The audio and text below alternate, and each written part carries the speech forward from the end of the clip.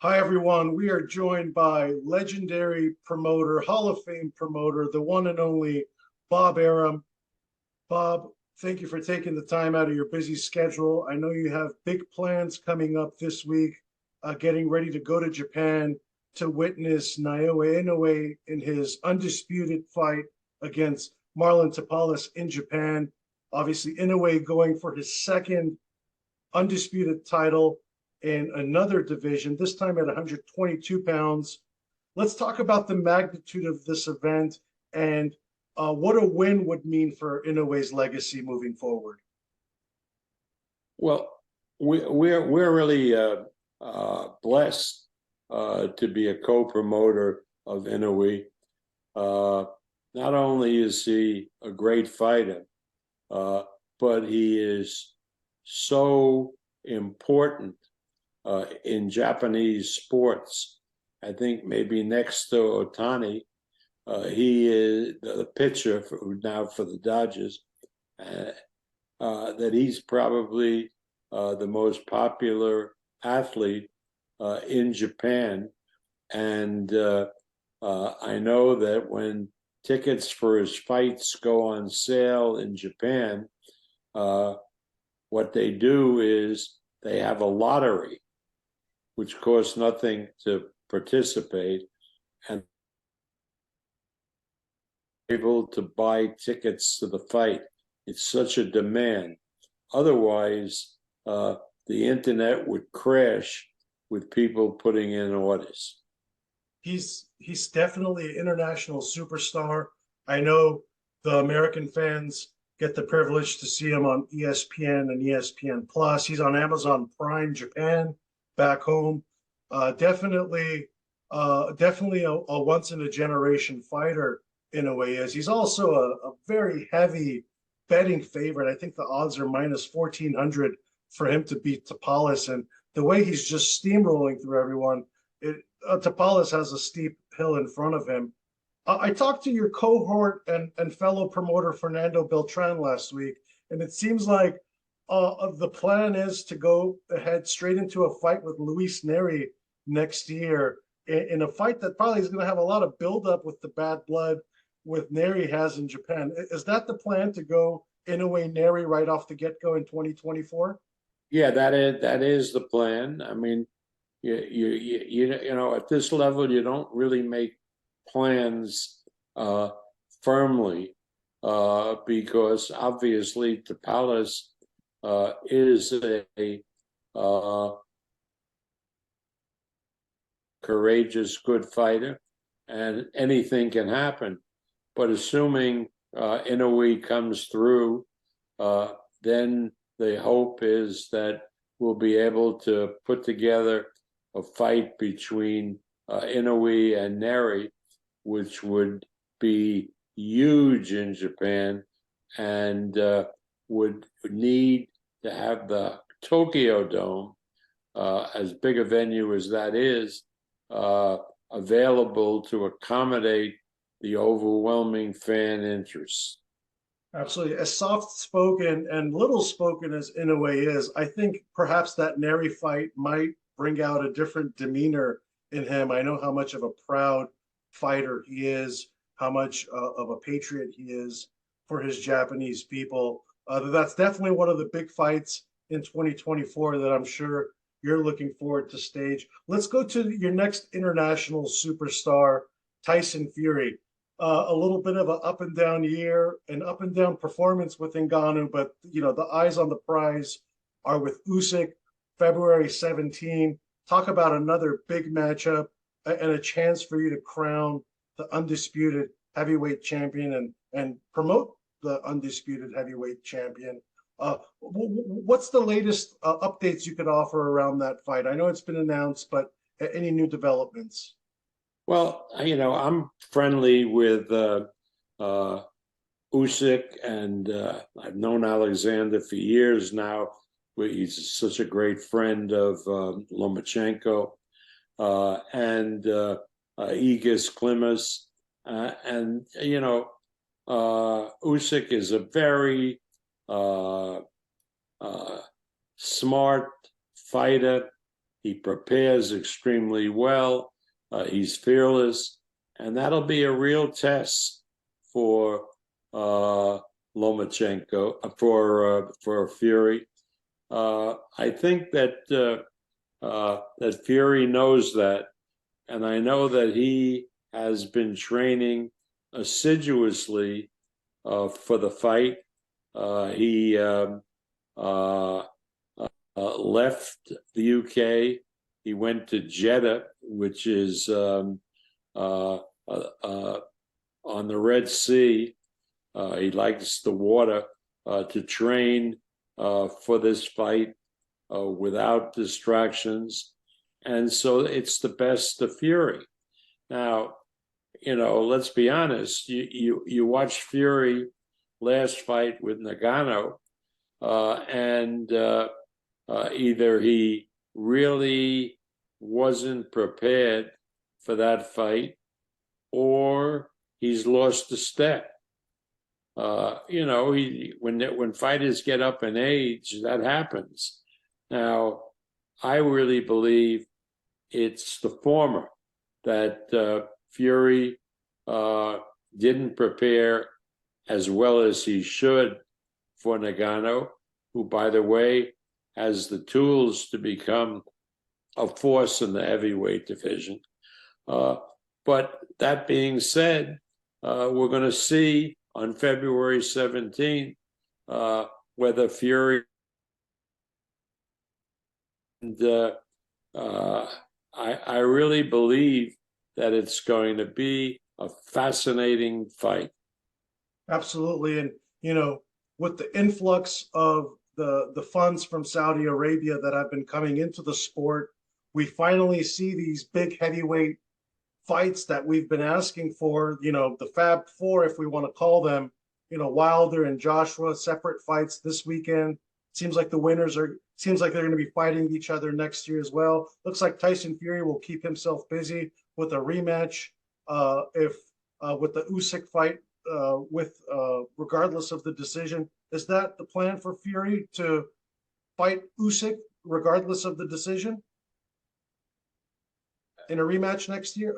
Yeah, I think that it was a 2-fight deal that the Saudis made. Yes, so there would be a rematch. But Gotcha. And among the other heavyweights, who will be watching on December 23rd, people are looking ahead to a Joshua Wilder fight, because it's been talked about for so long.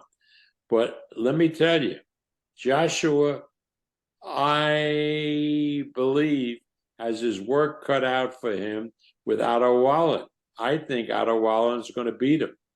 I think Otto Wallin is a really underrated fighter. I think he has a lot of skills, and I like him to win over Joshua. I think Wilder will be okay with Joseph Parker, who's a good fighter but doesn't have the firepower to match Wilder. But I think Wallin could upset the apple cart. I really believe that. And of course, you got a almost taste of that in 2019 when he almost disrupted the master plan you had with the Wilder rematch, cut Fury's eye to nearly 50 stitches. Very spirited performance, and he looked good in the Garcia fight, close fight. But Otto Wallin is definitely a game contender in that fight. But Wilder Joshua, if that fight happens, who do you see winning? Wilder. Yeah, I'm not a big Joshua fan. Not that I have anything against him, but let's be honest about it. His performances have been spotty, and he hasn't demonstrated the ability to take the fight to his opponent. That's why Usyk was able to beat him twice, although he's a much smaller guy. I think Joshua is a good fighter, but not on the level of Fury or Wilder or as Usyk demonstrated. Mm-hmm. That fight, February, it's happening in February, Usyk and Fury, but you guys are kicking off the new year with a bang. January 13, Arthur Beterbiev, Callum Smith. That fight was originally supposed to take place earlier this year, got rescheduled due to Beterbiev's injury. But talk about a fight that sets up another big fight. Your guy is Beterbiev, owns 3 of the 4 belts. Bivol, he's fighting this weekend. And I know the Saudis have, again, high interest in that undisputed light heavyweight fight. Can we once and for all guarantee, Bob, that Bivol and Beterbiev will take place in 2024? Well, like you said, the Saudis are interested in Beterbiev and Bivol, and that means they'll cut checks to each fighter that nobody else can match. And so obviously, I think that fight can happen. Again, I remember with all the problems with Fury and Usyk, the percentages, the deals, and back and forth. Well, the Saudis come in and they just cut checks to the 2 fighters, and that's the end of the story. And the checks are so big that neither fighter cares particularly what the other guy is getting. Well, with Beterbiev, should he be successful in January, and Bivol, the same thing's going to happen. There won't be any debate about what the percentages are, because as long as the checks written for each guy are big enough, the fighters are really happy. I know you've previously been adamant about keeping your fighters on ESPN and having the fights be staged on ESPN platforms, but once the money becomes too big to pass, does that at that point open the floodgates? They can fight anywhere they want? No, but you have to understand what the Saudis are doing. The Saudis realize that those commitments are legally binding. So they don't, the way they get around all the problems is they have the big fights so far, as you've seen, on pay-per-view. And if the fights are on pay-per-view, there's no argument about which platform has the fights, because it turns out that everyone does. For example, on the Ngannou fight with Fury, everybody had the ability to offer the pay-per-view in the United States and in the United Kingdom. The same thing is happening December 23rd. Not only is DAZN distributing the pay-per-view to its subscribers, but ESPN Plus is distributing it to its subscribers, and the cable companies and through In Demand and the satellites are also distributing it. So the issue of a fighter not fighting on a platform which may have contractual rights it doesn't exist.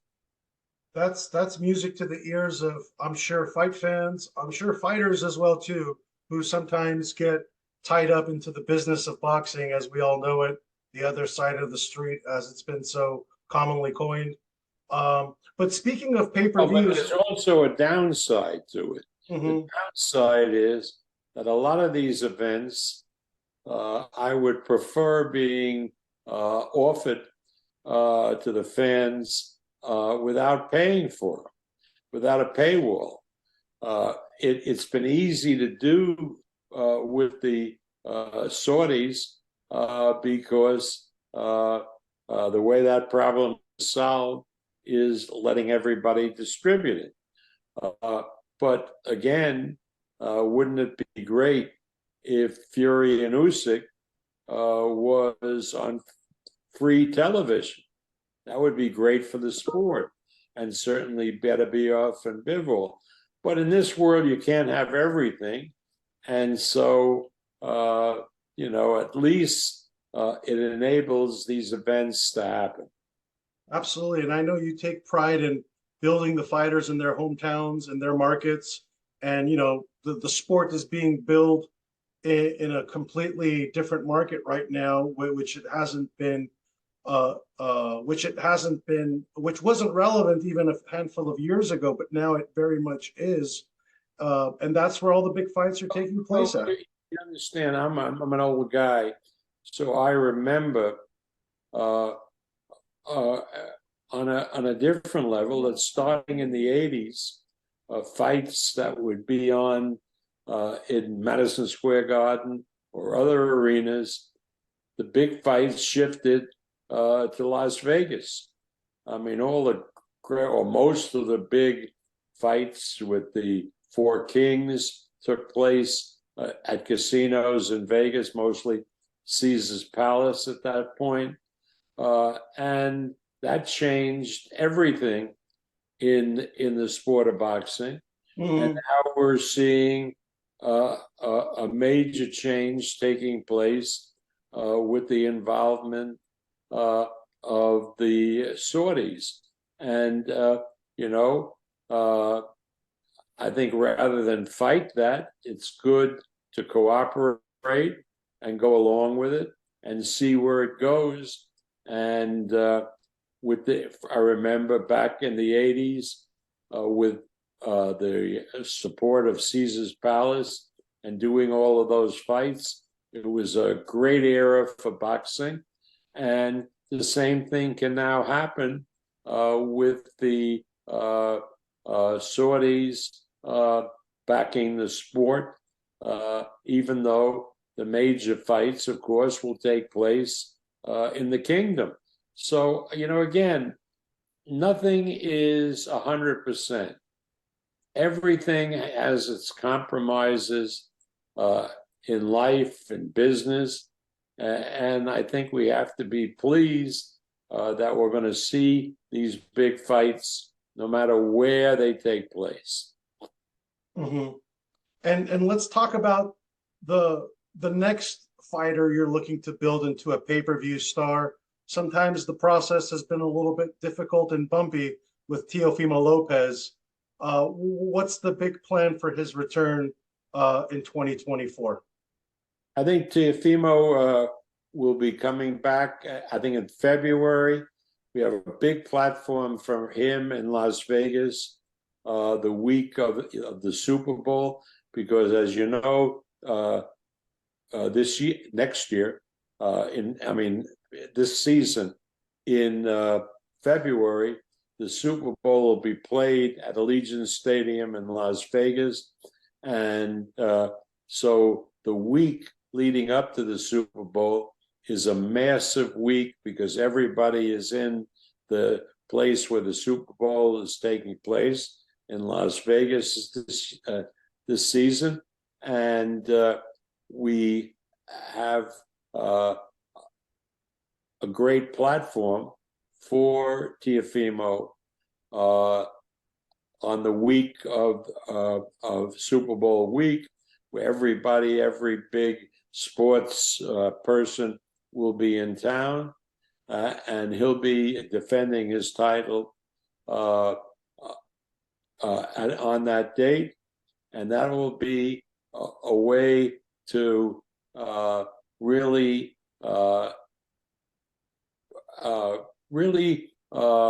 advance Teofimo into big, massive fights the rest of 2024. And it sounds like the plan is that Thursday, February 8 against Jamaine Ortiz. Is that correct? That is right. That's what we're working on. I think we're practically finalized with that. And Keyshawn Davis, who's another up-and-coming but a younger star, really a step-up, tough fight with Jose Pedraza. So, again, I really think that our matchmakers will use February 8th as a platform to launch so many of our talented kids will be on that card. I mean, I think the Vargas kid, Emiliano Vargas, is on that card. I think he's a terrific prospect. And Abdullah Mason. We have a lot of good young kids who will be breakout stars in 2024. You know, you guys did a fantastic job using that Formula One fight week, and I'm sure the plan is to do it the same for Super Bowl week. Unfortunately, for the Formula One fight week, Shakur Stevenson didn't live up to his end of the bargain with a spirited, punishing performance. Does that perhaps present some sort of a promotional problem for you when his fights don't live up to his star quality? That always happens, you know. I have such a history of boxing promoting superstars, and sometimes for one reason or another, they don't live up to their billing. Now, in Shakur's case, he had ailments because he trained overtrained. He loves to be in the gym. He hurt his hand, he hurt his shoulder, and our office was constantly taking him to different doctors to patch him up. So I don't think DeSanto's a pretty good fighter, but I don't think we saw the best of, didn't see the best of Shakur. And indeed, the kid called me up the morning after the fight to apologize for his performance. But I quite understand what was happening, because for the weeks leading up to the fight, we didn't know if he could even make the fight. Mm-hmm. And you know, the future is very bright for him. 135-pound WBC champion right now. I know you could stage that fight with Vasiliy Lomachenko perhaps overnight, and further build up Shakur's star, or have Vasiliy go into one last run into his Hall of Fame career. But I think the fight a lot of fans want to see is Shakur versus Tank Davis, or Teofimo versus Tank Davis, or even Lomachenko versus Tank Davis. Well, what can Top Rank promise in 2024 as to being in business with the likes of a Tank Davis and matching up one of your fighters with him? Well, Tank Davis is an excellent fighter, and he's a big attraction. So sure, we would like to match any of the guys that you've mentioned against Tank Davis and see how well they would do. I like our guys to win the fight, but that's why they do the fights, right? Mm-hmm. So again, we're open to any of that. And the way it'll probably happen, the way everything is happening, is the Saudis, who the guy in charge, His Excellency Turki Al-Sheikh, is a big boxing fan and reads all of the stuff that comes out around the world about boxing, including your column. And so when he reads this, he may decide that he wants to do that fight in Saudi after Ramadan and do it this summer, one of those fights, and cut the checks to the fighters. And that ends any kind of discussion of who gets what percentage. But if, let's say, the Saudis are not interested, and it's you and Mayweather Promotions who has to put this fight together, Team Tank is very adamant that they're the A side, they're the ones who dictate the terms. How do you feel about moving forward along those lines? Well, the stuff about A side and dictating terms, that's total and complete nonsense. I mean, the terms are, once you settle on the money, because if the fight is not with the Saudis and there's percentages, you work out the percentages, then everything else is easy. Everything else is nonsense. You know, who gets introduced first, who comes in first, I mean, that should be a 5-minute discussion. But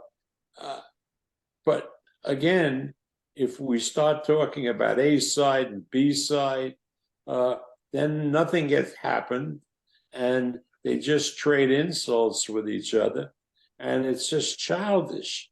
I mean, that's why a lot of fights haven't happened in boxing, because people involved in the sport, sometimes even us, have been very, very childish about this, arguing about stuff that really doesn't matter. Mm-hmm. I mean, does anybody care who the hell gets introduced first or second? And what difference does it make? Mm-hmm. But out of the three names I mentioned, Teofimo, Shakur, and even Lomachenko, if there is one fighter that you could pit against Davis in that super fight, who would that be? All three, I think, would beat Davis. I really believe that. But that's why they do the fights, you know? You get in the ring and you determine who's better. I think Shakur beats him. I think Teofimo beats him. And I think Lomachenko beats him. Mm-hmm. Do you think Gervonta Davis is the real deal? I know a lot of people question the level of opponents or at what weight he's been fighting them at or at what terms, but just based off of the performances you've seen, do you think he's the real deal? I think he is the real deal.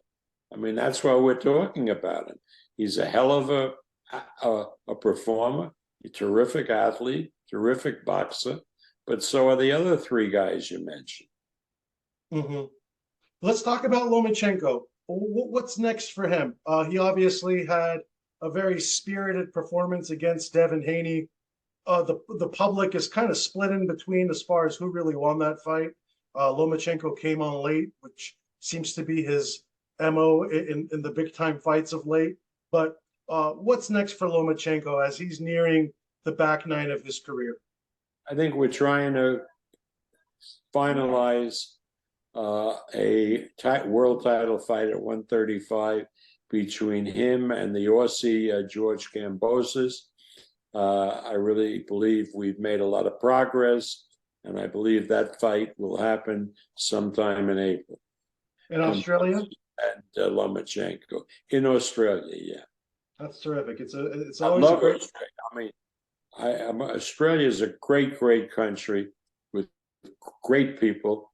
We've had marvelous success doing promotions in Australia, whether it's Brisbane or Melbourne, and now they're talking about the possibility of another city in Australia.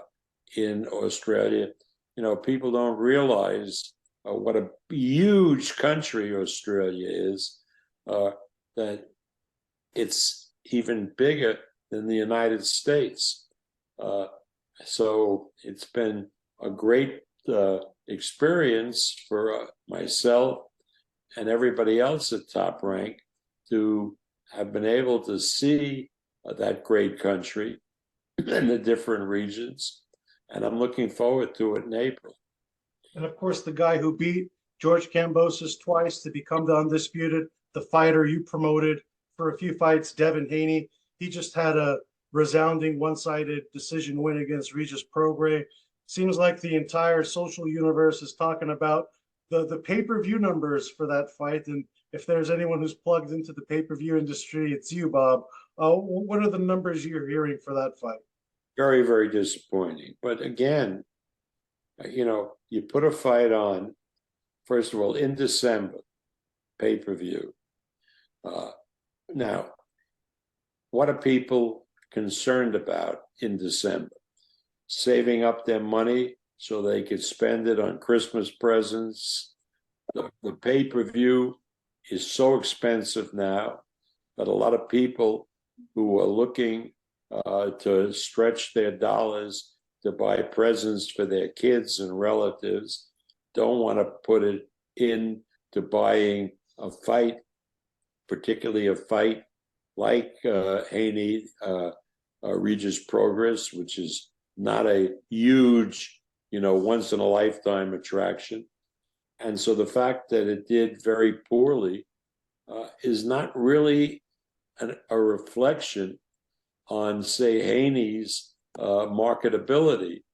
It's just a fight that took place at the wrong time against fights that were free to air on other platforms like ESPN. We had a terrific featherweight championship match that was a huge upset against it. So the fact that it didn't do well doesn't mean that Devin Haney is not a good pay-per-view draw, but it didn't do well. And with that, let's quickly get into one of the other fighters you promoted in Terence Crawford. He obviously had a breakout year, solidified his Hall of Fame credentials. Is that one you wish you had back, Bob, with promoting Terence Crawford and not being a part of his legacy-defining fight? And what we saw the star he's become ever since, but is that one you wish you had back? No, because Terence Crawford is a great talent. We always said that he was a great talent. He's proved through his career that he's a great talent. The question is, can you match up his economic demands with his actual marketability? And we were not able to do that. We lost a lot of money promoting his fights. And I wish him well, but I'm not prepared, or my company isn't prepared to take those risks, because at least with Terence, it never worked out economically. Even though when you look at his performances, they were brilliant. They're still brilliant. But again, Terence did well in the, was extraordinarily good fighting Spence. They did very well economically. But again, if you ran it back and you had Terence fighting Spence again, I really don't believe that it would do anything like the numbers that the first fight did. Yeah, just by the nature of the one-sided dominance, and the fact that because now what people didn't realize was you looked at Spence and you looked at his whole career, and the one thing that was glaring was, with all his great victories and all his fights, he had fought 2-0 southpaws. So that should have indicated to everybody that Spence didn't like fighting southpaws. Mm-hmm.